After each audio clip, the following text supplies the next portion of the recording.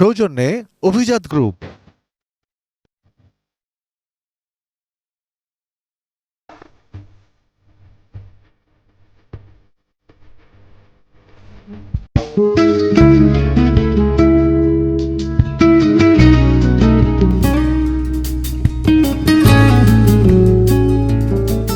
ময়মনসিংহের যে রেস্তোরাঁগুলো রয়েছে সেসব রেস্তোরাঁতে এই রমজান উপলক্ষে তারা কিন্তু ইফতার সামগ্রী তৈরি করছেন এবং এই রমজান উপলক্ষে তাদের যে প্রস্তুতি সেটিও কিন্তু একটু ব্যতিক্রম। তারা তাদের যে রেস্তোরাঁর সামনে সামিয়ানা টানিয়ে এবং তারা ব্যানার করে কিন্তু মানুষের দৃষ্টি আকর্ষণ করছেন এবং বিভিন্ন লাইটিংও তারা করেছেন যে মানুষের ক্রেতাদের দৃষ্টি আকর্ষণ করার জন্য।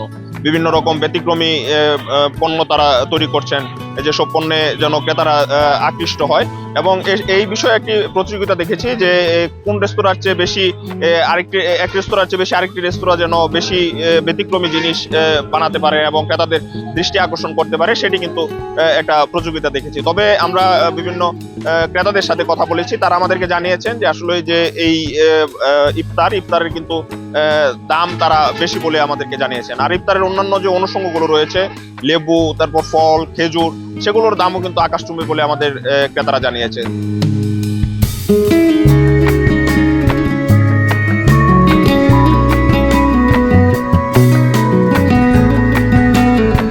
ক্রেতারা বলছেন যে আসলে এই যে রেস্তোরাঁগুলোতে যেমন স্থানীয় যে প্রশাসন রয়েছে, ভোক্তা অধিকার যারা রয়েছে, তারা যেন নিয়মিত অভিযান পরিচালনা করেন, তাহলে কিন্তু এই ইফতারের গুণগত মান বজায় থাকবে এবং বাজার যে মনিটরিং এর দায়িত্বে যারা রয়েছে তারাও যেন এই বিষয়ে অভিযান পরিচালনা করেন, তাহলে কিন্তু বাজারের নিত্য প্রয়োজনীয় বাজার সহ ইফতারের সেহরির যে অনুষঙ্গগুলো রয়েছে সেগুলোর দামও কিন্তু কিছুটা কমে পাবে বলে আমাদের এসব ক্রেতারা আমাদের জানিয়েছেন।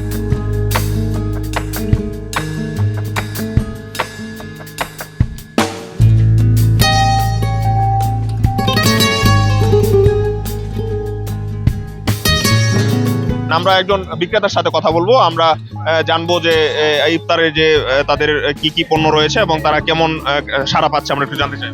আমাদের এই যে জিলাপি আছে, বুট আছে, পেঁয়াজু আছে, সাস্তিক আছে, চিকেন ফ্রাই আছে, সবজি রোল আছে, জালি কাবাব আছে, টিকা আছে, চিকেন স্যান্ডউইচ আছে। আমাদের সব আইটেমে আসে মোটামুটি। আগে থেকে আমরা নতুন প্রোডাক্ট বের করেছি, কিন্তু সবচেয়ে বড় সমস্যা হয়েছে আমাদের এবার ক্রেতা খুব কম। আমাদের আইটেম অনেক ভালো অনেক ভালো করার চেষ্টা করছি, পরিষ্কার পরিচ্ছন্ন সব দিকে, কিন্তু ক্রেতা পাচ্ছে না এবার, এবং ক্রেতার জন্য আমরা অনেক সমস্যা ভুগতেছি আর কি। গতবার থেকে আমরা ওইভাবেই রাখছি, আমাদের কোনো দাম বাড়ায় নেই, বরঞ্চ একটু কমাইছি।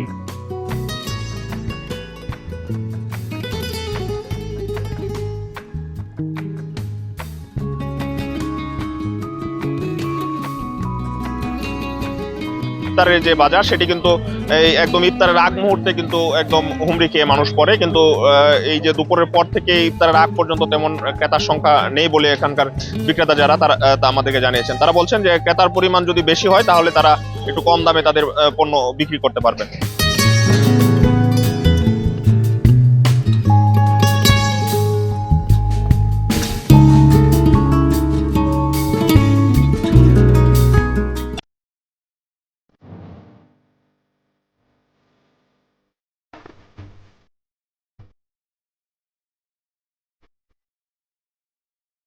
সৌজন্যে অভিজাত গ্রুপ।